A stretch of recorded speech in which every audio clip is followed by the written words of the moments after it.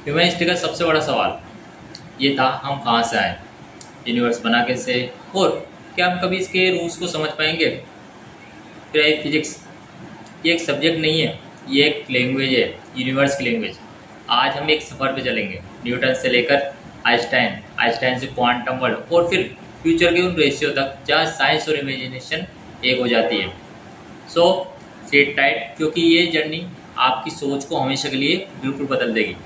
17वीं century, एक Apple गिरा और दुनिया बदल गई। न्यूटन ने एक सिंपल सवाल पूछा, जो फोर्स एप्पल को नीचे खींच रहा है, क्या वही फोर्स चांद को ऑर्बिट में रखता है?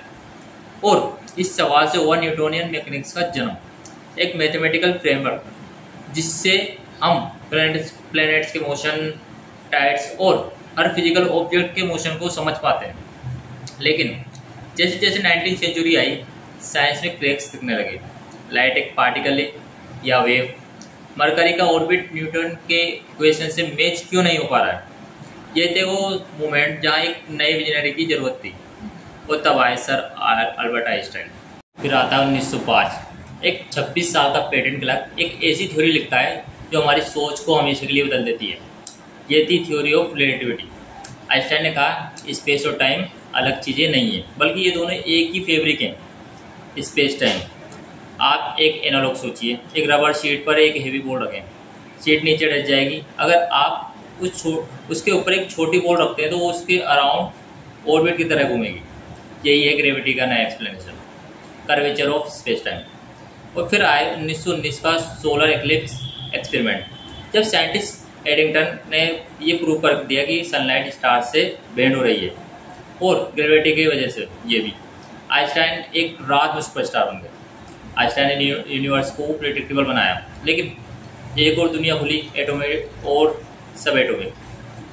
फिर आते हैं 1900 में मैक्स प्लैंक। उन्होंने एनर्जी के बारे में बताया कि एनर्जी कंटिन्यूस ना होकर डिस्क्रीट पैकेट्स में आती है, जिसे बोला क्वांटम। 1925 और 1930 बोर, हाइजेनबर्ग, श्रोडिंगर ने मिलकर बनाया quantum mechanics. Heisenberg uncertainty principle ने कहा, हम पार्टिकल की पोजीशन और वेलोसिटी को एक साथ एग्जैक्ट पता नहीं लगा सकते। श्रोडिंगर का कैट एक्सपेरिमेंट एक मेटाफोर था, एक कैट जो एक साथ अलाइव भी थी और डेड भी। ये कैसे हो सकता था?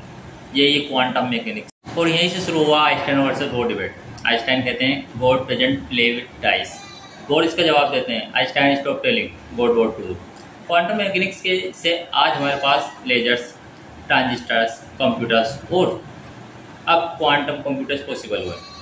आज के ज़माने में फिजिक्स के सबसे बड़े पजल हैं ब्लैक होल्स, जहाँ टाइम खत्म हो जाता है, डार्क मैटर जो यूनिवर्स का 27% है लेकिन इनविजिबल है, हम इसके बारे में ज़्यादा जानते ही नहीं है। डार्क एनर्जी जो यूनिवर्स का और तेजी स्पीड में एक्सपेंड कर रही है। एक साइंटिस्ट ने कहा, we understand only 5% of the universe, the rest is mystery. तो आप देखिए कितना 95% अभी बाकी है यूनिवर्स को समझना।